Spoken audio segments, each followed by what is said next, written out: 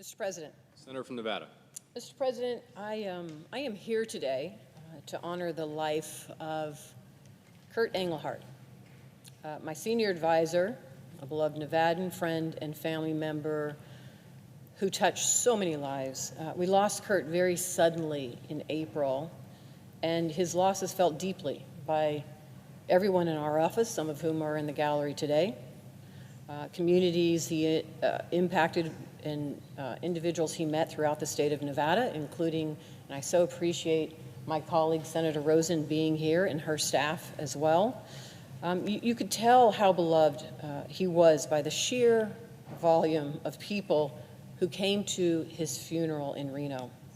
Last month, there were tribal leaders, law enforcement, farmers, ranchers, labor leaders, former co-workers, and Senate staffers, childhood friends, and Nevadans from across the state who showed up to pay their respects. Kurt touched so many lives, and he was able to make even strangers feel as though he was a close friend. There's a picture of him, a photo of him right here. There was always a smile on his face. For the past 8 years, Kurt was an essential part of my team. We like to call it Team CCM. Not only because of his intimate knowledge of every community in northern Nevada, but because he had this contagious warmth that drew everyone in. You couldn't dislike Kurt if you tried. He had this way of attacking life that brought so much positivity and joy to both my campaign and my Senate offices. You know, I got to personally experience Kurt's zest for life on our many tours around rural Nevada.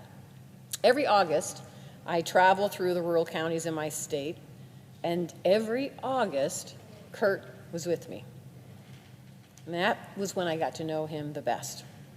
On the road, in the middle of the desert, I learned so much about Kurt's passions, from what inspired him to be so active in the community to the things that he enjoyed doing when he wasn't at the office. One of the favorite things to talk about for Kurt was his deep enthusiasm for video games. Kurt loved his gaming community, and they all loved him. One of his friends who played World of Warcraft with him reminisced about how Kurt, in the game, played a healer, which meant he took care of the other players. His friend said, and I quote, "I would later learn that this was how he was in the real world."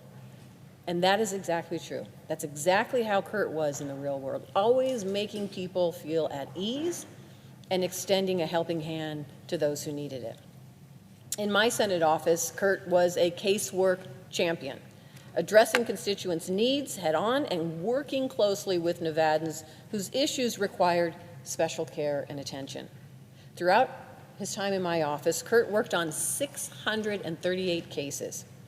He was known by the Nevadans he worked with as a fierce advocate who knew how to get the job done for them. One casework story Kurt was particularly proud of, and I was as well, happened in 2019. Kurt reached out to a veteran named John who was considering ending his own life because he couldn't afford his medical bills. John had been kicked off his insurance the day he experienced a massive health issue, leaving him with hundreds of thousands of dollars to pay out of pocket. Kurt found out about this when he talked with John. He worked with John's insurance company to make sure that they retroactively paid every penny of John's bill. Kurt actually saved John's life, and he was lucky to have Kurt as an advocate for him. And that's just one example of Kurt's dedication to helping Nevadans in need. Whether he was working with the IRS to get people their tax refunds, advocating for the protection of sacred tribal monuments, or resolving health benefit issues, Kurt gave each individual case his all. The Nevadans Kurt helped describe him as going above and beyond to find solutions. And Kurt made people feel heard, taking on the issues of complete strangers as if they were his own. And after the fact, he followed up with them to make sure they had everything they needed, because that's who Kurt was. Public service came so naturally to him. He believed in the power of good government, that our democracy is truly for the people, that our work here in the Senate can change people's lives for the better, even if it's one person at a time. Kurt's determination to do the most good for the people of Nevada made him a giant all across the state, and especially in our rural communities. Everyone from Reno to Elko to our tribal communities either knew Kurt personally or they knew of him. He drove from one county to county, talking with families, business owners, farmers, ranchers, miners, tribal leaders, law enforcement, about how our office could work with them and deliver for them. Democrats, Republicans, independents, it did not matter. They all trusted Kurt to do the right thing by them, and he always did. Now, Kurt was originally from Ohio, but he advocated for Nevadans so well that he truly became a Nevadan. He was the type of down-to-earth guy who could win over even those who staunchly disagreed with him. He showed up to every meeting fully prepared and well-informed, no matter the topic, and he was ready to have a productive conversation with anyone. And once Kurt made those connections, he maintained them. He got to know people on a deeper level and kept them in mind for future events he knew would interest them because he cared. He was so loved by his colleagues in all of our offices. My staff have described him as someone who charted his own path and always found a way. He was known for being a straight shooter who everyone could depend upon to tell them exactly what he was thinking, even if it meant, and sometimes it did from Kurt, hearing the hard truth. When the work got intense, as it often does in Senate offices, Kurt would help his coworkers find the levity, even if he was just as frustrated as everyone else. And if you knew anything about Kurt, you knew he loved his family above all else. His pride and joy was his son, Ender.